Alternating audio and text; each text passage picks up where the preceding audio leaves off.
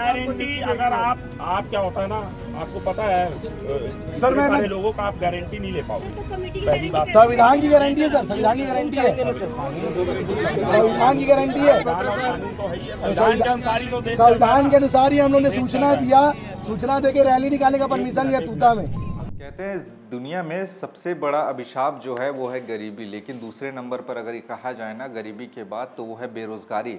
और क्या हो कि किसी के पास में रोजगार हो और उसका रोजगार कोई छीन ले और उसके बाद फिर वो बेरोजगार ही हो जाए। कुछ ऐसा ही हुआ है छत्तीसगढ़ में इन दिनों।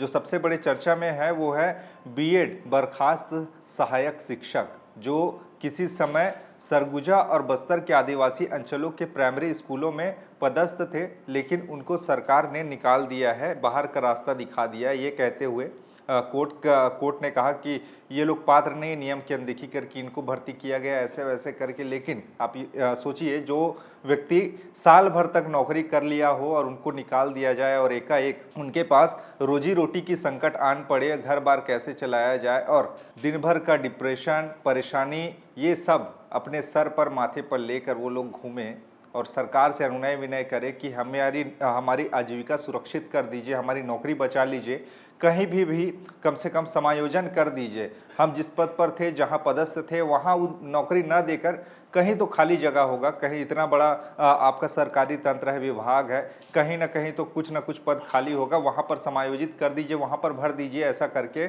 उन लोगों की मांग है।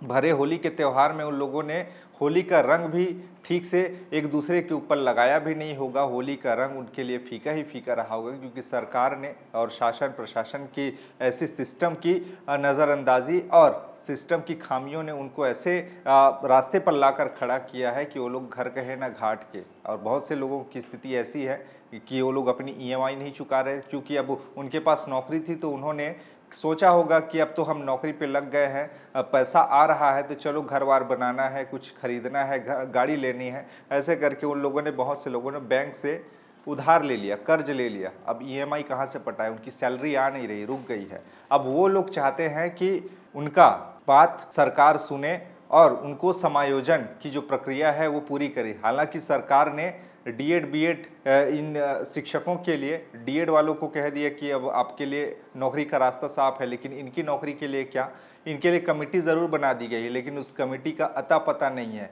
कमेटी बनाने के बाद कमिटमेंट की मांग ये लोग कर रहे हैं, तूता धरना स्थल पर बैठे हैं, लगभग 3000 के करीब में इनकी संख्या है, 2900 के करीब में इनकी संख्या है, और ये लोग लगातार धरना प्रदर्शन कर रहे हैं। कभी ठंड के दिन में ये लोग ठिठुरती ठंड में वहाँ पर धरना दे रहे थे, अब भरी गर्मी में ये लोग वहाँ पर धरना दे रहे हैं और सरकार को मनाने की कोशिश कर रहे हैं, सिस्टम को जगाने की कोशिश कर रहे हैं कि भैया जाग जाइए, हमारा घर परिवार है, आप लोग ऐशो आराम से रहते हैं, लेकिन हमारी भी बात सुन लीजिए।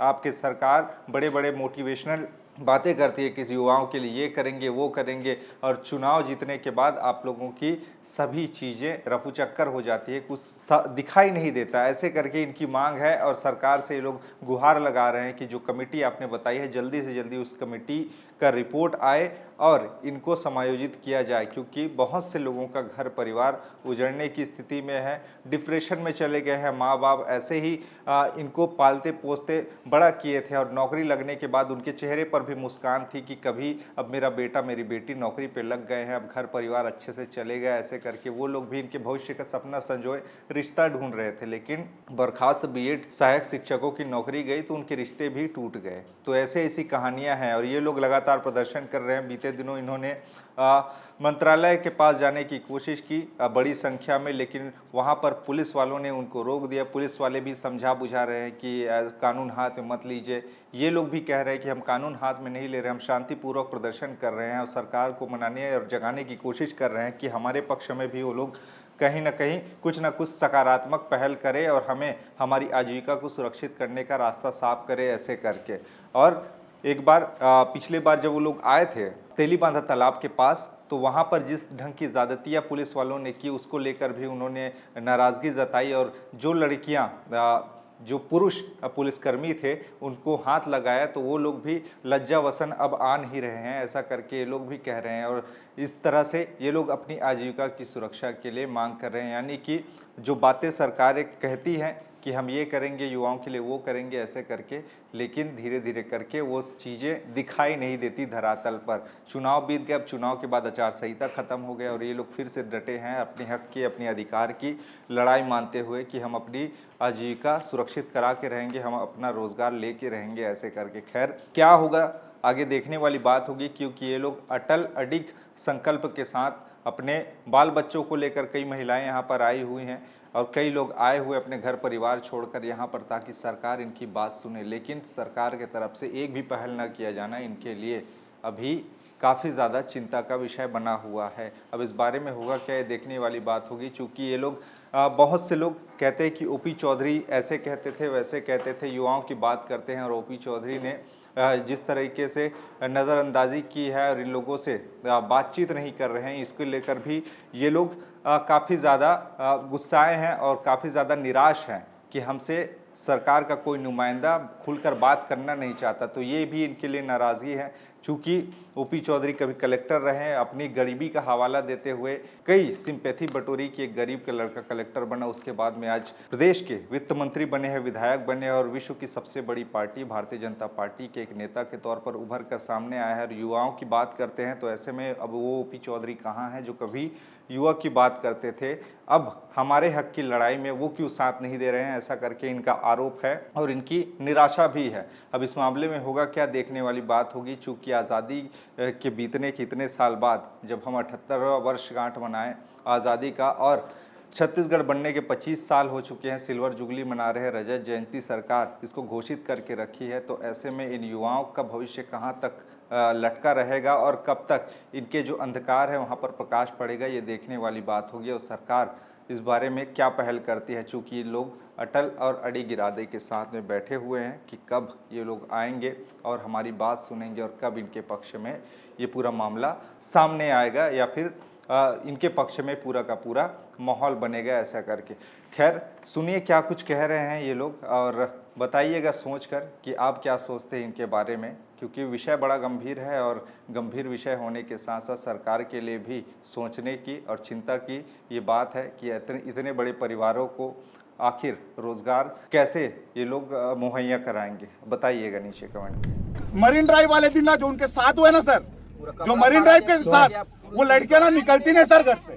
और सेकंड चीज बता रहा हूँ, मेरे दो दोस्त है सुसाइड अटेम्प्ट करके रखे हैं, हर दिन जाता हूँ उसके मम्मी पापा को, वो मेंटल प्रेशर को कौन देखेगा सर? सुन रहे हैं ना, तभी तो सर अगर सुसाइड कर लिया मैं, कल मैं जाकर सुसाइड कर लूँ, कोई समाधान नहीं है। हाँ वही बोल रहा हूँ की तरफ जाता है समाधान क्या? आदमी को आत्महत्या से आत्महत्या आसान लग रहा है पर समाधान आसान नहीं लग रहा है यहाँ पे। अगर ना बॉयज नहीं बोलते ना सर तो गर्ल्स हटने भी ना, हम लोग कपड़ा फटते देखे सर, इसलिए हम लोग डेली बैठते हैं, उनका कपड़ा फटते देखे मेल पुलिस द्वारा। आप बोलोगे ना फेस से बता दूंगा ये आदमी था सर, हमारा मेंटल प्रेशर कौन देखेगा सर? आप लोग सब हमारे बड़े हो, आप लोग नहीं देखोगे तो कौन देखेगा?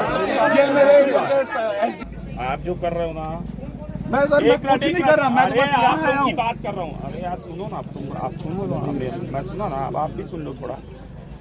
ये जो चीज़ हुई थी आपको पता है, पीएससी की तैयारी कौन कर रहा था 2001 से 2003, 5, 7, 9 देखे हो आप? कितने लोगों ने देखा है? आप लोगों को पता है पीएससी में विवाद हुआ था बहुत, सड़क की लड़ाई लड़ी गई थी, मालूम है? वो अभी भी जॉब कर रहे हैं सर, ऐसा तो है ये भी। अरे यार तुम लोग क्या, मैं क्या बोल रहा हूँ उसको सुनो। 2003 पीएससी विवाद, 5, 7 सबकी बात कर रहा हूँ। सड़क की लड़ाई उस समय लड़ी गई थी, जो पढ़ाई कर रहे थे उन लोगों ने लड़ी थी, ठीक है? कानून कोई हाथ में नहीं लिया था, लेकिन भी नहीं लिया कानून हाथ में, यही समझा रहा हूँ। आप कानून हाथ में मतलब कोई दिक्कत नहीं है। ठीक सर, एक कॉम्प्रोमाइज करते हैं, एक कॉम्प्रोमाइज करते हैं। नहीं चाहते कल नहीं सर, हम लोग कॉम्प्रोमाइज करेंगे। उस दिन तूता में रैली का परमिशन लिए, सूचना लेके गए, तूता में हम लोग घूमने का। सर एक कॉम्प्रोमाइज करते हैं, हमको गाड़ी टॉक करना, पैदल मार्च, कोई नहीं रुकेगा वहाँ पे, कोई एक शब्द नारा भी नहीं लगाएगा। कल आप परमिशन दे दो तो हम लोग हट जाएंगे। सुनो ना, संभाजी महाराज की जयंती थी, ठीक है? तूता का हम लोग का एक रैली का प्लान था, उस दिन ना कोई ब्लॉक होता ना कुछ ब्लॉक होता। आईपीएस सर आए थे, हम लोग को रोके थे, कोई नाराबाजी नहीं, क्यों रोके थे? क्यों रोके थे? क्यों रोके थे? सर मेरी गारंटी, अरे गारंटी किसी की नहीं होती है। वही तो बोल रहा किस चीज की गारंटी? ये बोलो गारंटी। अगर आप क्या होता है ना, आपको पता है सर, मैं सारे लोगों का आप गारंटी नहीं ले पाओगे। पहली बात संविधान की गारंटी है सर, संविधान की गारंटी है, संविधान की गारंटी है। कानून तो है ही है, संविधान के अनुसार ही तो देश संविधान के अनुसार ही हम लोगों ने सूचना दिया, सूचना देके रैली निकालने का परमिशन लिया तूता में, परमिशन दिया, सूचना दिया था सूचना देना सिर्फ नहीं, तूता में, परमिशन नहीं होता। सिर्फ तूता में परमिशन